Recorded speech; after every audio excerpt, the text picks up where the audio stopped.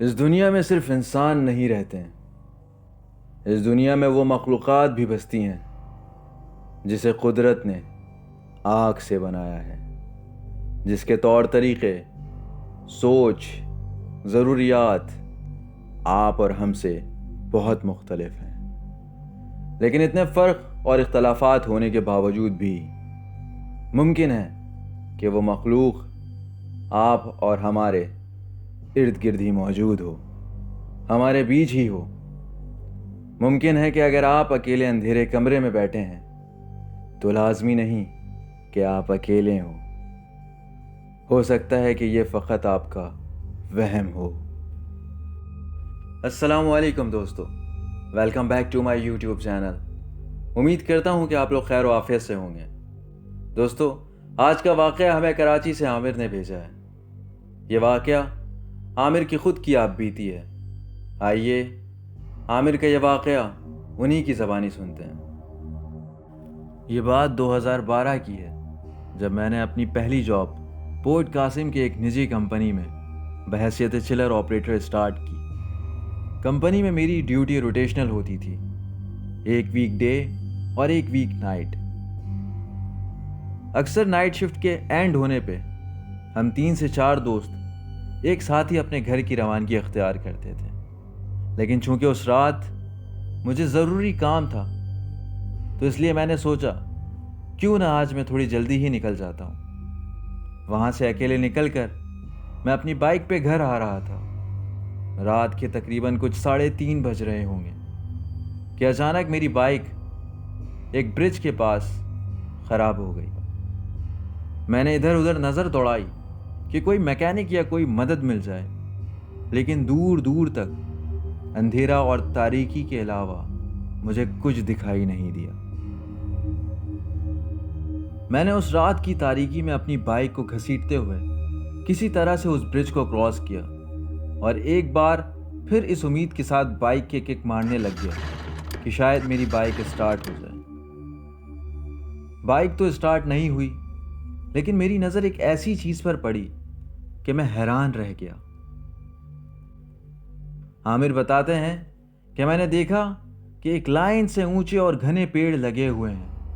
اس پیڑ کے ساتھ 3 بچے، جن کی شکلیں تو بچوں کی طرح معلوم ہو رہی تھیں، لیکن ان کی ہائٹ کم سے کم 7 سے 8 فیٹ تک تھی۔ وہ مخلوق ایک سیدھے لائن میں چلتے ہوئے پیڑ کی طرف چلے جاتی ہے اور اچانک غائب ہو جاتی ہے۔ اس ٹائم یہ بات مجھے بالکل سمجھ نہیں آئی کہ یہ کیا ہے، کون سی مخلوق ہے۔ اس بات کی تجسس میں نے اپنی بائک اسٹینڈ پر لگائی اور اس پیڑ کی طرف جانے لگا۔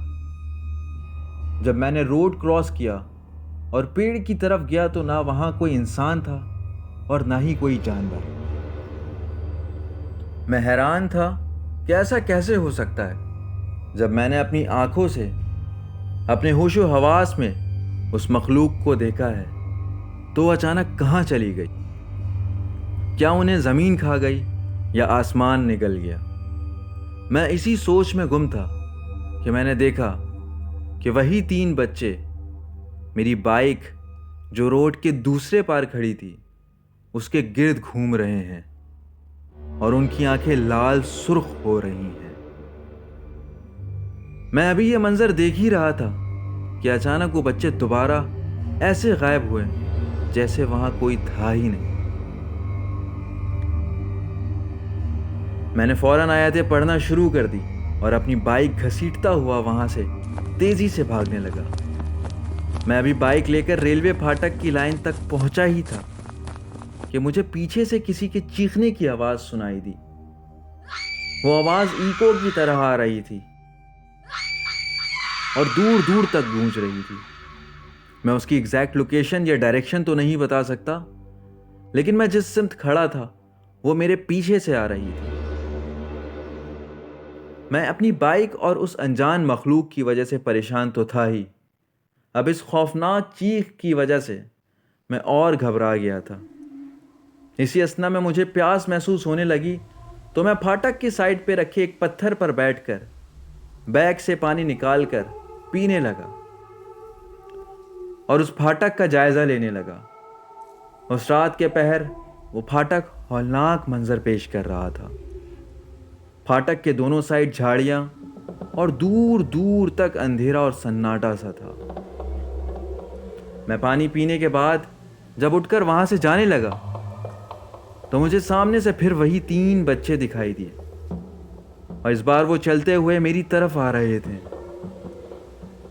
میں نے ہمت کی اور ان سے بات کرنے کی کوشش کی, لیکن جب وہ میرے برابر سے گزرے تو مجھے اس طرح گھور رہے تھے کہ جیسے مجھے کچا کھا جائیں گے. بلال, آپ یقین کریں ان تینوں بچوں کی آنکھیں لال سرخ ہو رہی تھیں. وہ کوئی انسانی مخلوق تو ہو ہی نہیں سکتی تھی. میرے واپس پیچھے دیکھنے پہ وہ ایک بار پھر وہاں سے غائب ہو گئے. ایسا لگ رہا تھا کہ وہ میرے ساتھ آنکھ مچولی کھیل رہے ہوں. مجھے نہیں معلوم کہ وہ کون سی مخلوق تھی, وہ کیا چاہتی تھی, کیا بتانا چاہتی تھی. میں نے بس کلمات اور آیت الکرسی پڑھی اور وہاں سے بائک کو ساتھ لے کر بھاگا. پورٹ قاسم کراس کرنے کے بعد تقریباً کوئی صبح کے 5 بج گئے تھے. خوش قسمتی سے مجھے ٹرننگ پہ ایک چھوٹی سی میکینک کی شاپ دکھائی دی جو اس وقت اپنی دکان کھول ہی رہا تھا. تو میں نے فوراً میکینک کے پاس اپنی بائک لگا دی اور ساری کہانی اسے سنائی, جس پہ اس نے کہا کہ بھائی یہ بچے آپ سے پہلے بھی بہت سے لوگوں کو دکھائی دے چکے ہیں, کیونکہ میری دکان صبح 5 سے رات 10 تک کھلی رہتی ہے. تو یہاں کے لوگ اکثر اپنے ساتھ گزرے واقعات کا تذکرہ آپ ہی کی طرح مجھ سے کرتے ہیں. میں نے بائک وہاں سے ٹھیک کروائی اور فوراً گھر کے لیے روانہ ہوا. گھر پہنچنے پہ مجھے کافی تیز بخار ہو رہا تھا.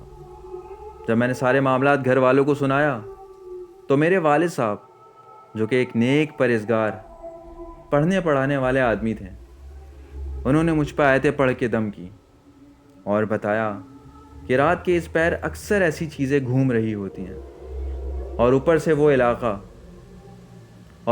علاقہ بھی ایسا ہے جو اس ٹائم سنسان پایا جاتا ہے. وہاں تو ایسی مخلوقات ہوں گی ہی نا. بلال, اس کمپنی میں نے 2 سال تک جاب کی, لیکن ان 2 سالوں میں کبھی بھی اس واقعے کے بعد میں رات میں اکیلے اپنے دوستوں کے بنا گھر کے لیے واپسی نہیں نکلا. یہ مسٹیریس اسٹوری, پراسرار اسٹوری ہمیں عامر نے کراچی سے بھیجی تھی.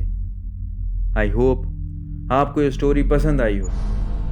اگر پسند آئی ہو تو ہماری ویڈیو کو لائک کیجیے گا اور اپنی قیمتی رائے سے ہمیں ضرور آگاہ کیجیے گا. اور اگر آپ لوگوں کے ساتھ بھی ایسا کوئی پراسرار واقعہ پیش آیا ہو تو ہم سے لازمی شیئر کیجیے گا. ہمارا واٹس ایپ نمبر اور میل ایڈریس ڈسکرپشن باکس میں موجود ہے. ہم ایک بار پھر آپ سے ایک دوسری پراسرار کہانی کے ساتھ دوبارہ ملیں گے. جب تک کے لیے اللہ حافظ.